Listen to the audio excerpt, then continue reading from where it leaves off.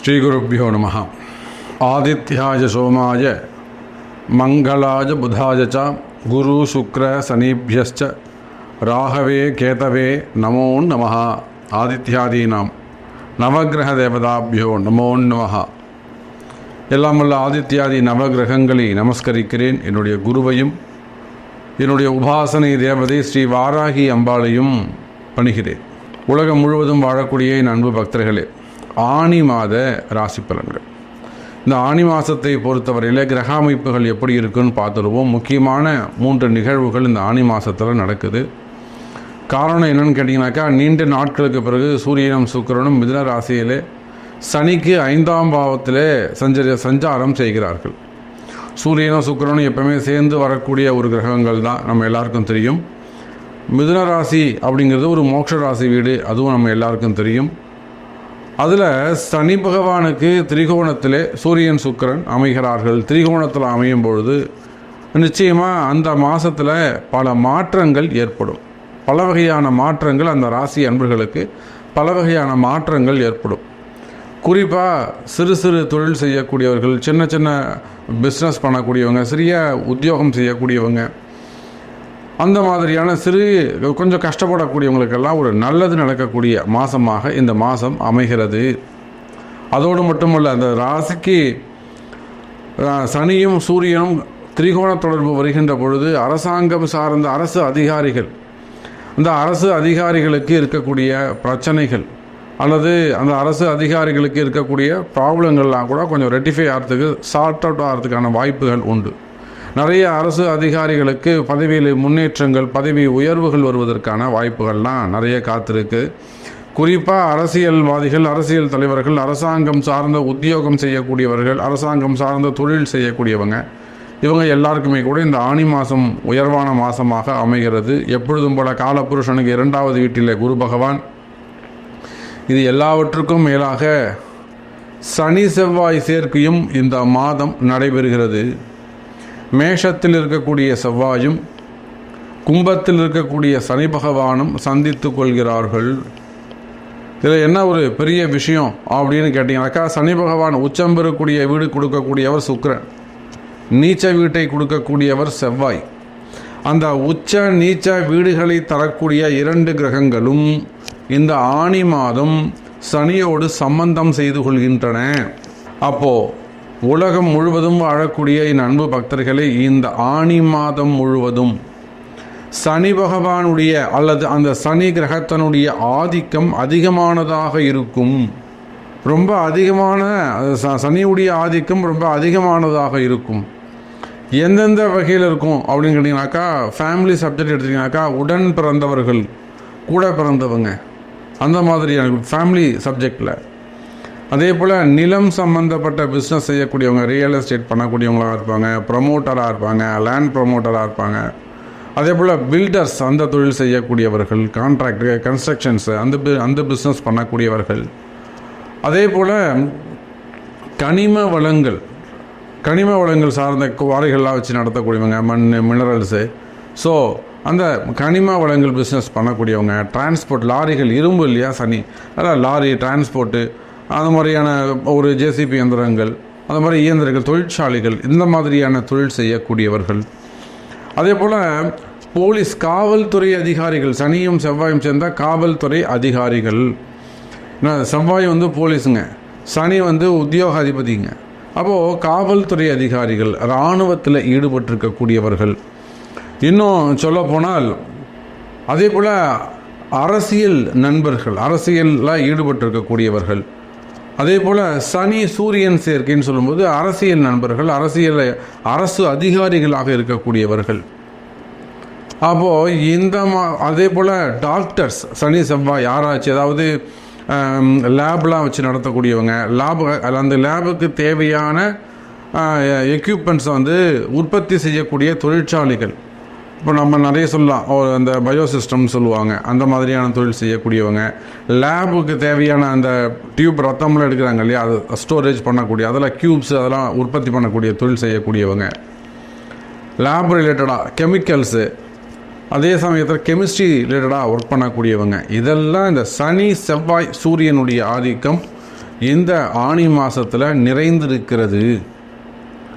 அப்போது சனி செவ்வாய் சூரியன் சேர்க்கையினால் இந்த ஆனி மாதம் உங்கள் யாருக்கெல்லாம் என்னெல்லாம் நடக்கப் போகுது. இப்போ நம்ம ஃபஸ்ட்டு ஒரு 5 நிமிடங்கள் இந்த மாதம் இந்த பிளானட் எது வலுவாக இருக்குது, எதை சார்ந்த தொழில்கள் எல்லாம் வலுப்பெறும் அப்படிங்கிறத பார்த்துருக்குறோம்.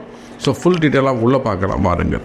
அன்பார்ந்த ரிஷபராசி நேயர்களே, ரிஷபராசியை பொறுத்தவரையில் இந்த ஆனி மாதம் ஒரு அதிர்ஷ்டமான மாதம். ஆமாம் சாமி, நீங்கள் ஒரு மாதமும் இப்படி தான் சொல்கிறீங்க, ஆனால் எங்களுக்கு உண்மையிலே அப்படி இருக்கான்னு கேட்டாக்கா இல்லையே அப்படின்னு அழுத்து கொள்ளாதீர்கள் ரிஷபராசி நேயர்களே. காரணம் என்னன்னு கேட்டிங்கனாக்கா, ரிஷபராசினிகளை எல்லா இடத்துலையும் நான் சொல்வது உண்டு, சுயஜாதகம் உங்களுடைய சுய கர்மா தான் வேலை செய்யும். நாம் சொல்லக்கூடிய நான் இல்லைங்க, எல்லா சொல்லக்கூடியதுமேவோ பொதுவான ராசி பலன்கள், 12 ராசிக்கான பொதுவான ராசி பலன்கள். அது நமக்கு சேருமா, அது நமக்கு நடக்குமா அப்படிங்கிறது உங்கள் சுய ஜாதகம்தான் முடிவு செய்யும். இப்போ ஒரு மெடிக்கல் ஷாப்பில் எல்லா மாத்திரையும் வச்சுக்கிறாங்க, 12 ராசிக்கு மாத்திரை இருக்குது, அது பூரா உங்கள் குணமாயிடுவான்னு அப்படி கிடையாது. உங்களுக்கான மாத்திரை எது, அதை வழிகாட்டக்கூடியவர் டாக்டர். அதை போல தான் இது ஒரு சயின்ஸ். அப்போ ரிஷபராசி நேயர்களே, ஓரளவுக்கு இந்த ஆனி மாதம் நிம்மதியை தரக்கூடியதாக அமைகிறது. போன மாதம் கூட ஒரு ரிஷபராசி அன்பர் வீட்டில் கரூரில் ஒரு மிகப்பெரிய ஒரு நல்ல ஒரு சுதர்சன ஹோமம், போன சித்திரை மாத ராசி பலன்களை பார்த்துட்டு அவங்க ஒரு பரிகாரம் எடுத்து கரூரில் ஒரு சுதர்சன ஹோமம் போய் செஞ்சுட்டு வந்தோம். அப்போது இது போல் உங்கள் சுய ஜாதகம்தான் உங்களுக்கான வழிகாட்டுதலாக அமையும். அதை வைத்து பார்க்கின்ற பொழுது ரிஷப ராசி நேயர்களே, இந்த மாதம் ஆனி மாதம் உங்களுக்கு ஒரு நல்ல அதிர்ஷ்டத்தை கொடுக்கக்கூடியதாக அமைகிறது. அந்த அதிர்ஷ்டம் எதை சார்ந்து இருக்கும்? உத்தியோகம் சார்ந்ததாக இருக்கும். உங்களுக்கு ஏதாவது வேலை போயிருக்கலாம், எனக்கு வேலை அல்லது வேலை போயிடுமோங்கிற அந்த மாதிரி லாஸ்ட்டு உயிர் ஊசலாடுற மாதிரி அங்கே நின்றுக்கிட்டு இருக்கலாம், வயோதிக பருவம் மாதிரி. அப்போ உத்தியோகம் சம்மந்தப்பட்ட பிரச்சனை இருக்குமே, ஆனால் எனக்கு வேலை போயிடுமோன்னு பயமாக இருக்குது சாமி, அல்லது எனக்கு வேலை போயிடுதுங்க சாமி, எனக்கு புதுசாக வேலை கிடைக்குமா, எனக்கு 42 வயசாகுது, 52 வயசாகுது, ஸோ நான் இந்த கண்ட்ரியில் இருக்கிறேன், ஸோ அந்த மாதிரியான ட்ரபுள்ஸ் ப்ராப்ளம் இருக்குமே, ஆனால் கவலை வேண்டாம் ரிஷபராசி என்பர்களே, உங்களுக்கு வேலை கிடைக்கும், புதிய வேலை வாய்ப்புகள் உருவாகும். அதே போல் ரிஷபராசி அன்பர்களே, வெளிநாடு செல்வதற்கான வாய்ப்புகள் உண்டு. இன்னும் கூட நிறைய ரிஷபராசி அன்பர்கள் விசா சம்பந்தப்பட்ட பிரச்சனைகளில் அங்கேவே இருப்பாங்க, விசா ரெனியூவல் ஆகுமான்னு உட்காந்துருப்பாங்க, இல்லை ஜாப் ரெனியூவல் ஆனால் தான் விசா ரெனியூவல் ஆகும், இல்லை அது சம்மந்தப்பட்ட என்கொயரி, இல்லை அது சம்மந்தப்பட்ட சம்திங் ஏதாவது வம்பு வழக்கு, அல்ல ஒரு வேறு எதாவது என்கொயரி நடந்துக்கிட்டு இருக்கலாம். ஸோ அந்த மாதிரியான ட்ரபுள்ஸ் இருக்குமே, ஆனால் கவலை வேண்டாம் ரிஷபராசி என்பர்களே, நன்மை நடக்கும், அப்ரூவல்லாம் கிடைக்கும். அதே போல் மாணவ செல்வங்கள் உயர்கல்வி படிப்பதற்காக வெளியூர் அல்லது வெளி மாநிலங்கள் வெளிநாடு செல்வதற்கான வாய்ப்புகள் உருவாகிறது. குறிப்பாக குருவுக்கு கேந்திரத்தில் 2 பக்கமும் கேந்திரங்களில் இருக்கக்கூடிய சனி பகவான் 4-10 அமைந்திருக்கிறார். அப்போ ரிஷப ராசினியர்களே, நீங்கள் எந்த தொழில் செய்பவராக இருந்தாலும் சரிதான், சின்ன ஒரு சிறிய ஒரு ஆட்டோ ஓட்டக்கூடியவங்களாக இருக்கலாம். அன்றைக்கெலாம் கன்னியாகுமரியிலேருந்து ஒரு ஃபோன் பண்ணார், எங்களை பற்றிலாம் நீங்கள் சொல்லவே மாட்டீங்க, அரசு அதிகாரிகள் அரசியல் தலைவர்கள் அப்படிங்களே சொல்கிறீங்களே சாமியா, ஆட்டோ ஓட்டுறவங்களை பற்றி தான் சிறு தொழில் செய்யக்கூடியவங்க கண்டிப்பாக சொல்லுவோம். நீங்கள் ஒரு ஆட்டோ ஓட்டக்கூடியவங்களாக இருக்கலாம், அல்லது சின்ன ஓன் பிஸ்னஸ் பண்ணக்கூடியவங்களாக இருக்கலாம், கடைகள் வச்சு நடத்த ஒரு வெல்டிங் ஷாப்பாக இருக்கலாம், ஒரு ஹார்ட்வேர்ஸாக இருக்கலாம், அல்லது என்ன ஒரு பெட்டி கடைகளாக இருக்கலாம், சூப்பர் மார்க்கெட்டாக இருக்கலாம், டெக்ஸ்டைல் பிஸ்னஸ் பண்ணக்கூடியவங்களாக இருக்கலாம், கைத்தறி நெசவாளர்கள், கைத்தறின்னு இல்லை தறி நெசவாளர், தறி நெய்யக்கூடியவங்களாக இருக்கலாம், அதே போல் அந்த வேஷ்டி துண்டு இதெல்லாம் நெய்யக்கூடியவங்களாக இருக்கலாம். அப்போது நீங்கள் எந்த தொழில் செய்யக்கூடியவங்களாக இருந்தாலும் சரிதான் ரிஷபராசி நேயர்களே, தொழில் அமைப்புகளை பொறுத்தவரையில் தொழில் உங்களுக்கு சரியாக நடக்கலையா, கவலையே படாதீங்க. உங்களுக்குன்னு இருக்கக்கூடிய சிறு பரிகாரங்களை நீங்கள் தேடுங்க, ஒரு ப்ராக்டிக்கல் பரிகாரங்கள். இயற்கையான முறையில் சின்ன சின்ன பரிகாரங்கள் செய்வீர்களே ஆனால், ஒரு எலுமிச்சம்பழம் டெய்லி டம்ளரில் போட்டு வைக்கிறது, தண்ணியில் போட்டு வைக்கிறது, அந்த எலுமிச்சம்பழத்தை ராத்திரி ஆனால் எடுத்து கடையை சுற்றி உடைச்சிட்டு திரும்ப நாளைக்கு கிளம்புற புது எலுமிச்சம்பழம் வைக்கிறது, இந்த மாதிரி சிறு சிறு பரிகாரங்கள் எல்லாம் செய்வீர்களே ஆனால் ரிஷப ராசி நேயர்களே, நிச்சயமாக தொழில் அமைப்புகள் சிறப்பானதாக இருக்கும். தொழிலில் நல்ல முன்னேற்றங்கள் இருக்கும். தொழிலில் உங்களுக்கு இருக்கக்கூடிய பிரச்சனைகள் குறையும். ரிஷபராசி நேயர்களே, நீங்கள் எந்த தொழில் செய்பவராக இருந்தாலும் சரிதான், கடன் சுமைகள், கடன் பிரச்சனைகள் நிச்சயமாக இருக்கும். காரணம் என்னென்னா, இப்போ தான் ரிஷபராசிக்கு இது ஒரு மாதமாக தான் உங்களுக்கு கொஞ்சம் நல்லா இருக்குது, பெட்டராக இருக்குது அப்படின்னு சொல்லலாம். இப்போ தான் உங்களுக்கு ஒரு உத்வேகமே பிறந்திருக்கும். இப்போ தான் உங்களுக்கு ஒரு புத்துணர்ச்சியே பிறந்திருக்கும். அப்போ இது நாள் வரையிலுமேவும் கூட ரிஷபராசி என்பவர்களே படாத கஷ்டங்கள் பட்டிருப்பீங்க. நிறைய கடன் சுமைகள், பெரிய பெரிய ஃபேமிலியாக இருக்கும், நல்ல கௌரவமான குடும்பமாக இருக்கும். அவங்க கூட சில ட்ரபுள்ஸ், ஃபேமிலி ட்ரபுள்ஸாக இருக்கும், அல்லது வெளியில் சொல்ல முடியாத ஒரு சில சட்ட சிக்கல்கள் இருக்கலாம், அல்லது ஹஸ்பண்ட் அண்ட் ஒய்ஃப் ப்ராப்ளம், இல்லை மாமனார் மாமியார் ப்ராப்ளம், அல்லது பிள்ளைங்களால் வரக்கூடிய பிரச்சனைகள், பொண்ணு மாப்பிள்ளையால் வரக்கூடிய பிரச்சனைகள், அல்லது கடன் சுமைகள், இந்த மாதிரியான ஃபேமிலி ட்ரபிள்ஸாக இருக்கலாம், கடன் சுமைகளாக இருக்கலாம், கொடுத்த வாக்குறுதிகளாக இருக்கலாம். இந்த மாதிரியான பிரச்சனைகள் இருக்குமே. ஆனால் கவலை வேண்டாம் ரிஷபராசி என்பவர்களே, உங்கள் கஷ்டமெல்லாம் விலக போகுதுன்னு அர்த்தம். அதே போலத்தான் திருமண யோகங்கள்.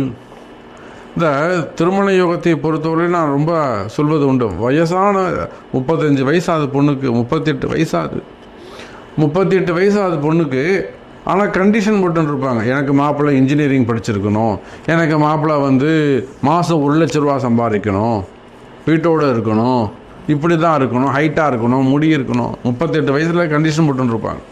அப்போ ஜாதகம் என்ன சொல்லுதோ அதை அனுசரித்து தான் நீங்கள் திருமணம் செஞ்சுக்கணும். அப்படி பண்ணால் திருமணம் நடந்துடும், சந்தோஷமாக இருக்கலாம்.